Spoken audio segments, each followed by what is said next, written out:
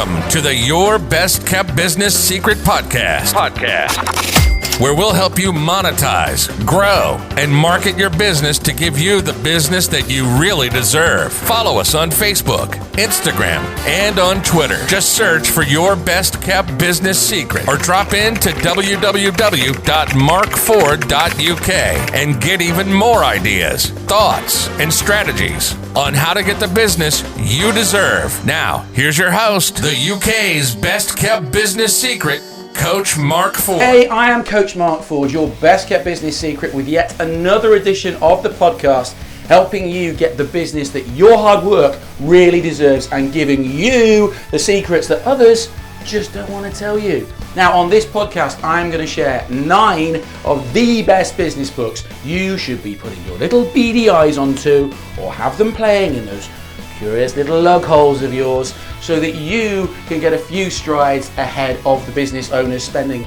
their time watching crap box sets on streaming services. But before we get into it, I appreciate you watching or listening and would love a quick like or subscribe so that I can continue to help you be the brilliant business that you deserve to be. Right, that is the intro thing out of the way, so let's get cracking.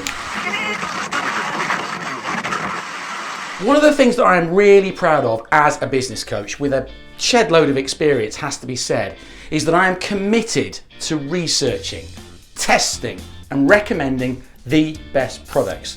You see, things change so quickly that for me to do my job and help you to do yours, I always feel that I kind of have to stay ahead of the game. So when authors and media and people like that ask about sort of like 5 common habits shared by most millionaires, the first thing that they should say is that they're avid readers. But what do you read when you want to get your small business off the ground or launch an existing business from just making a little bit of money into making a small fortune? Now that could depend on the nature of your business, as well as kind of any bumps in the road that you might encounter.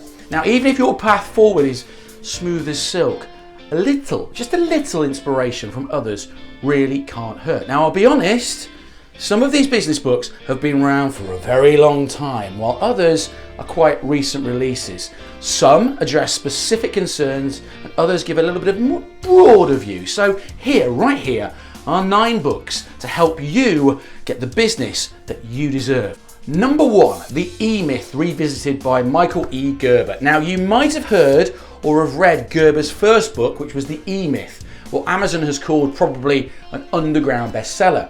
The E-Myth was a step-by-step chronology of business building process. Now, Gerber then followed this up with the revised edition, The E-Myth Revisited, Why Small Businesses Don't Work and What to Do About It. Now, consider it a prep course before rolling up your shirt sleeves to get to work beginning your first small business. E-Myth is shorthand for entrepreneurial myth, which basically says all you need to succeed is some skill and a lot of hard work. Not so, says Gerber, and he outlines 3 roles that each new business owner should plan on assuming if he or she is going to be successful. Gerber also traces a business's typical lifespan from inception to full-fledged establishment and success. Now, the book is short, it's very easy to read, so snag a copy if you are just starting out. It is available in paperback, as a Kindle edition, and on audiobook as well. Number 2, Traction by Gino Wickman. Now, Traction, Get a Grip of Your Business, is the small business owner's go-to book for problem solving. Not necessarily the little day-to-day hiccups you'll experience, but the big things that can totally derail your progress, such as frustration, losing control of the business, and becoming burnt out. Wickman essentially asks, do you control your business, or does your business control you? The book suggests the entrepreneurial operating system to deal with frustration, burnout, and associated problems. Wickman offers 3 ways to implement the EOS, as he calls it. It's chock full of tools and techniques that will bring you and your business back on track. But it's more about strategy than step-by-step instruction. Traction is actually a really easy read, proposing solutions in very, very plain English. So you won't need an MBA to understand and master Wickman's suggestions. I mean, I got my MBA at the age of 40, and I just actually think it just means might be all right. So Traction is available in hardcover, paperback, Kindle, and on audiobook. 3. Conquer the Chaos by Claire Mask and Scott Martineau. Now, there are obstacles and then there are obstacles. Traction deals with the big, mind-bending hurdles. Conquer the Chaos, how to grow a small, successful business without going crazy, takes more of a new day, different problem approach. As the owner of your business, the buck stops with you. Do you find yourself running around day after day, basically putting out fires? Conquer the Chaos offers some resolutions that you might want to adopt. Like the E-Myth Revisited, it's particularly appropriate for entrepreneurs who are just starting out. But where that book offers techniques, this one is more about mindset. But it does offer some procedural advice as well. Mask and Martineau have earmarked the book for beginners, mostly because they feel that when small business owners get too far down the road, a lot of unnecessary damage has already been done, and it becomes way more difficult to turn things around. Now, Conquer the Chaos is available in hardcover, as a Kindle edition, and also as an audiobook. Number 4, Deep Work by Cal Newport. Brilliant book. Now, from the author of So Good They Can't Ignore You, this book also visits the idea of chaos, and it can help you pack 90 minutes worth of productivity into every hour. Deep Work, Rules for Focused Success in a Distracted World, which is its full title, tells you how to get more done and how to do it more efficiently. It gives examples of what some well-known individuals have done to achieve that success. Now, distracted might be the key word in the title. Newport offers some tried and true techniques for dodging the distractions that are inherent in running a small business, so that you can focus on the things, typically high challenging things, that will ensure your business succeeds. The advice is nicely structured in 4 rules and includes a bit of a training program. Now, it was first released in 2016, but Deep Work is available in hardcover, paperback, a Kindle edition, and as an audiobook. Number 5, Start With Why by Simon Sinek. Do you know what? A book that many would say that I've made a career off the back of, but it's that damn good. Now, the full title of this book says it all. Start with why. How great leaders inspire everyone to take action. Now, Sinek takes the position that you can do one of 2 things to get others, including employees, to get on board with you and help your business thrive. He says you can either manipulate them or you can inspire them.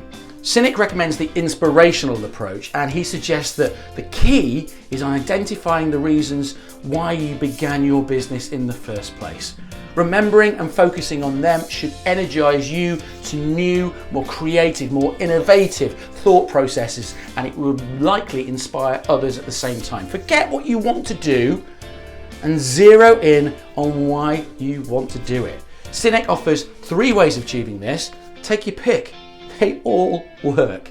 Start With Why is available in hardcover, paperback, a Kindle edition, and as an audiobook. Number 6, I think I'm on number 6. Right, Influence, The Psychology of Persuasion by Robert B. Cialdini, one of the first books that business books that I ever read.